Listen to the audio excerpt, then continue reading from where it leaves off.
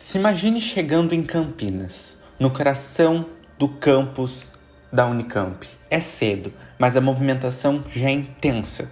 Jovens carregando as bandeiras enroladas nos braços, cartazes improvisados, megafones, alguns gritam palavras de ordem, outros discutem sobre pautas estudantis, panfletos. O ar é vibrante, quase elétrico.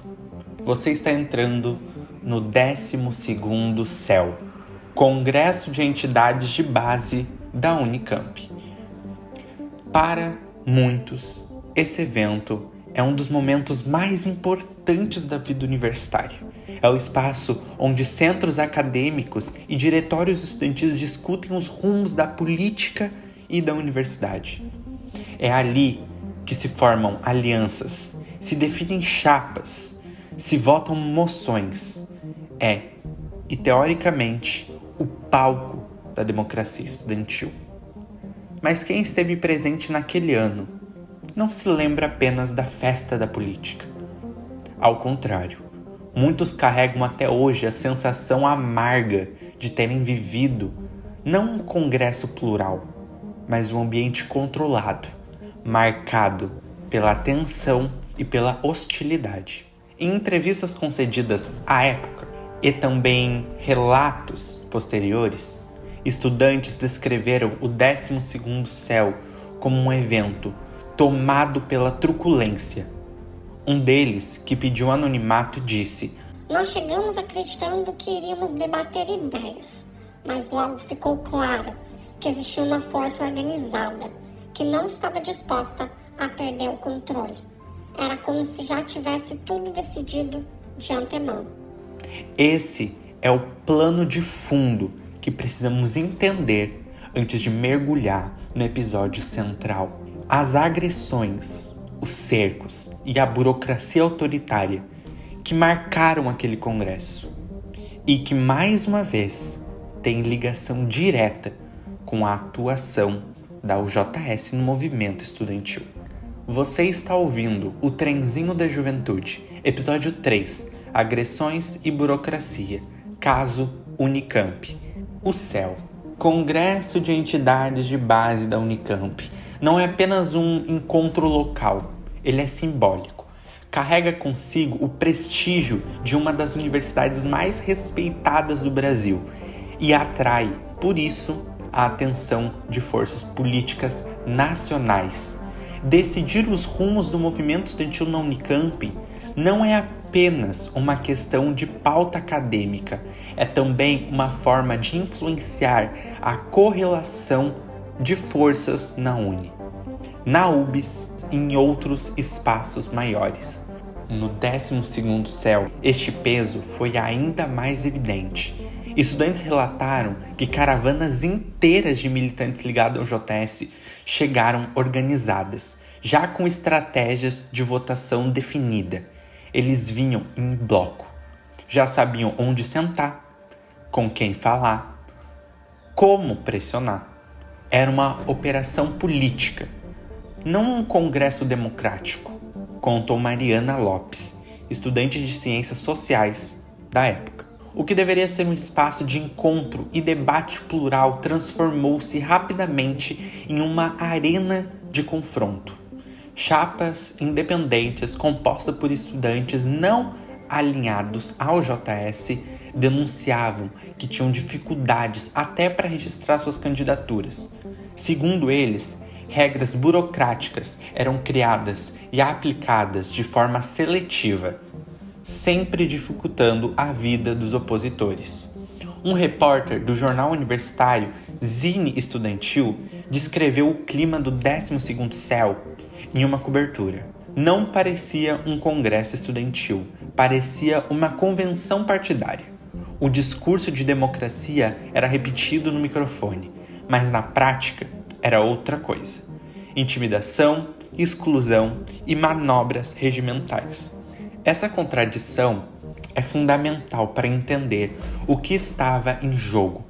A disputa não era apenas de ideias, mas de poder e de controle.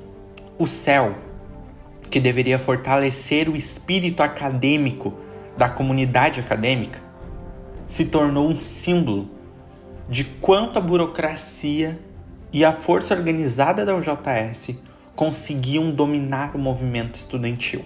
No auge das tensões daquele congresso, ocorreu o episódio que se tornaria o símbolo máximo de repressão interna. O estudante Dionésios de Araújo, conhecido militante crítico ao UJS, relatou ter sido fisicamente agredido por integrantes da juventude.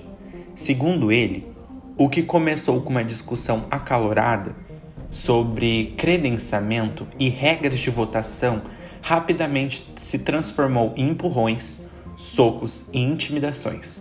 Eu estava tentando registrar minha chapa, mas a mesa me enrolava.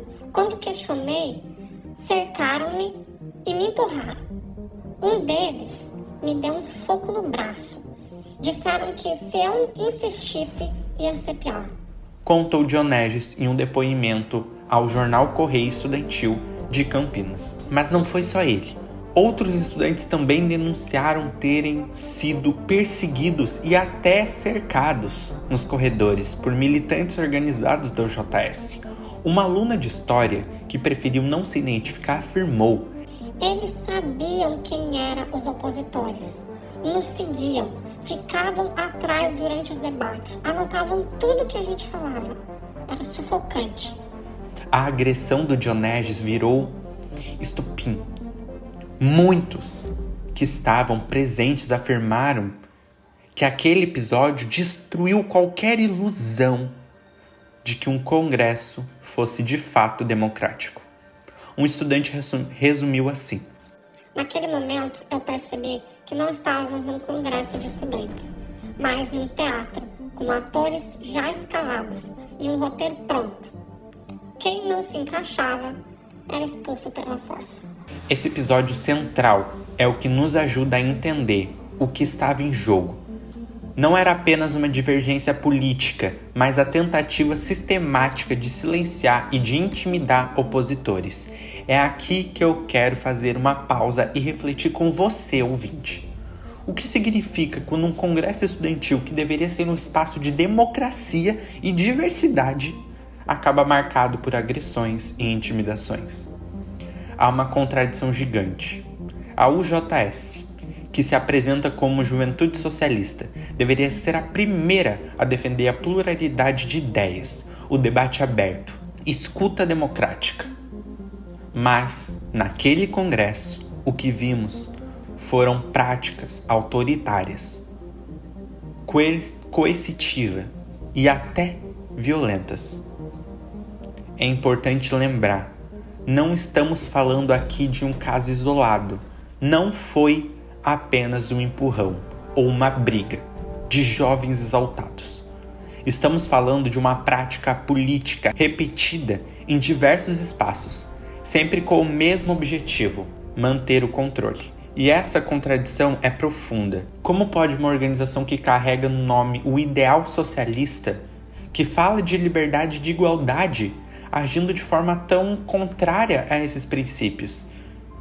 Essa pergunta é a que fica. Não é apenas o começo, porque o que aconteceu no 12º céu da Unicamp não parou ali. Ele se conecta com um padrão maior de repressão e burocracia autoritária, que veremos ao longo deste episódio. Imagine-se chegando no campus da Unicamp, após uma longa viagem de ônibus, com o peso da estrada ainda nos ombros. Você está cansado, mas animado para o congresso que promete ser um espaço de debate e construção coletiva. No entanto, ao entrar no auditório, o ambiente é tenso. O que deveria ser um espaço democrático parece mais um campo minado de olhares desconfiados e sussurros abafados. No 12º Congresso dos Estudantes da Unicamp, realizado em 2015, começou com um protesto central à direção do DCE, dominada pela UJS. Estudantes denunciaram a prática autoritária e a tentativa de silenciar vozes dissidentes. Segundo relatos, atividade do Congresso foi o escrancho da atual gestão do DCE, composta pela juventude do PCdoB, que, segundo os estudantes, utilizava agressões e opressões contra opositores no movimento estudantil. Durante o evento, estudantes do coletivo Domínio Público e do coletivo Juntos foram alvos de agressões físicas e verbais. O militante do Juntos, Dionésio de Araújo, foi agredido com um soco e precisou ser levado ao hospital. Outros estudantes relataram perseguições e intimidações por parte de militantes do JS. O clima de repressão não se limitou às agressões físicas. Houve também tentativas de cercar a liberdade de expressão e de impedir a organização de atividades autônomas. Estudantes que buscavam discutir temas como os cortes da educação e a relação do JS com o governo foram deslegitimados e acusados de desestabilizar o movimento estudantil. O episódio no 12º CEL da Unicamp tornou-se um episódio de opressão interna no movimento estudantil, evidenciando como práticas autoritárias podem ser utilizadas para manter o controle sobre entidades estudantis, em detrimento da democracia e da pluralidade de ideias. Além das agressões físicas já mencionadas, outro caso de violência e intimidação foram registrados durante o 12º CEL. Estudantes relataram que militantes do JS cercaram uma estudante de Ciências Sociais, puxando seu braço, e a perseguiram durante os dias de eleição. Esse episódio gerou indignação entre os estudantes e foi amplamente divulgado nas redes sociais. Outro caso envolveu a tentativa de impedir a realização de assembleia e a convocação de reuniões. Estudantes que buscavam organizar atividades autônomas foram acusados de desestabilizar o movimento e tiveram suas propostas deslegitimadas pela direção do DCE. A falta do espaço para debater e a imposição de agenda única foram apontadas como características de gestão da UJS no movimento estudantil. Relatos de estudantes que participaram do congresso indicaram que havia um clima constante de vigilância e de repressão. Aqueles que expressavam opiniões divergentes eram frequentemente isolados, deslegitimados ou até mesmo agredidos. Esse ambiente de hostilidade dificultava a organização das atividades autônomas e o debate saudável dentro do movimento estudantil. Esses casos ilustram como a JS utiliza a prática autoritária para manter o controle sobre o movimento estudantil, impedindo a diversidade de opiniões e a organização independente dos estudantes. A repressão do 12º CEL da Unicamp gerou uma forte reação entre os estudantes do coletivo e centros acadêmicos que se opunham à direção da UJS. Organizaram protestos, assembleias e atividades para denunciar as práticas autoritárias e exigiram maior democracia no movimento estudantil. Estudantes que foram vítimas de agressão e intimidação tornaram-se vozes ativas na resistência contra a burocracia e a opressão. Seus relatos foram compartilhados em redes sociais e manifestações e encontros com outras universidades, ampliado as denúncias e fortalecendo a mobilização. A resistência estudantil no 12º CEL da Unicamp também inspirou ações em outras instituições. Estudantes de diferentes universidades se uniram para debater formas de combater a burocracia e a repressão no movimento estudantil, buscando construir um movimento mais democrático, plural e autônomo. Apesar das tentativas de silenciamento e de repressão, a resistência estudantil no 12º CEL demonstrou a força e a determinação dos estudantes em lutar por um movimento estudantil livre e democrático, livre das amarras e da burocracia, e também da opressão. Após o 12º CEL, as práticas autoritárias da UJS não cessaram. Estudantes que continuaram as denúncias, as ações da direção do DCE enfrentaram novas agressões, intimidações e tentativas de deslegitimação. A burocracia e o controle centralizado continuaram a ser características marcantes da gestão do JS no movimento estudantil. Em diversas universidades, estudantes relataram experiências semelhantes de repressão e cercamento de liberdade de expressão.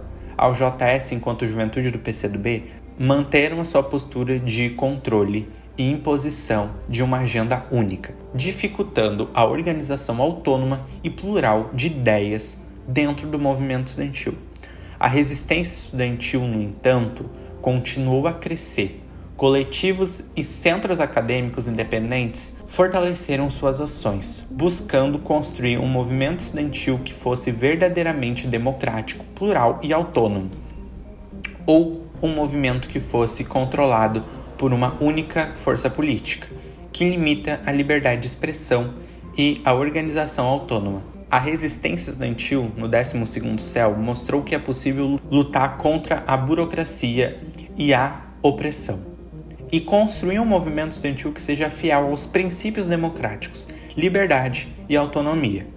O episódio do 12º CEL e as práticas autoritárias da UJS levantaram questões fundamentais sobre o papel do movimento estudantil na sociedade. O movimento estudantil deve ser um espaço de debate, diversidade e autonomia, onde diferentes vozes possam se expressar livremente.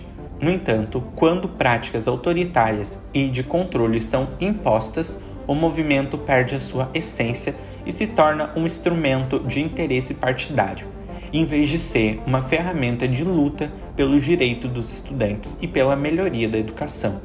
É essencial que os estudantes reflitam sobre o tipo de movimento estudantil que desejam construir, um movimento que seja verdadeiramente democrático, plural e autônomo, ou um movimento que seja controlado por uma única força política, que limita a liberdade de expressão e a organização autônoma.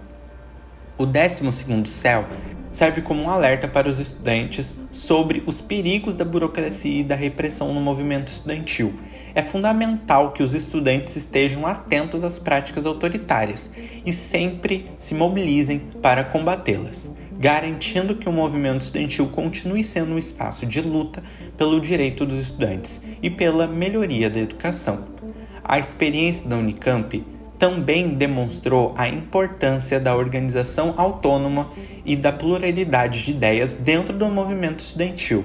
Somente assim será possível construir um movimento que represente verdadeiramente os interesses dos estudantes e que seja capaz de enfrentar os desafios impostos pelo contexto político e social. Esse foi o 3º episódio da nossa série investigativa sobre os bastidores do movimento estudantil no Brasil. Se você chegou até aqui, muito obrigado pela sua audiência. Esse podcast é independente, não recebe patrocínio de partidos políticos, empresas ou entidades estudantis. O nosso compromisso é apenas com a verdade e com você, ouvinte. A pesquisa, roteiro, gravação e edição foram feitos por mim e Yuri Leite. A trilha sonora vem do canal Som do Vídeo, no YouTube. Compartilhe esse episódio, siga o podcast na sua plataforma favorita e ajude a gente a levar essa discussão ainda mais longe. Na semana que vem, voltamos com mais um capítulo e com novas revelações.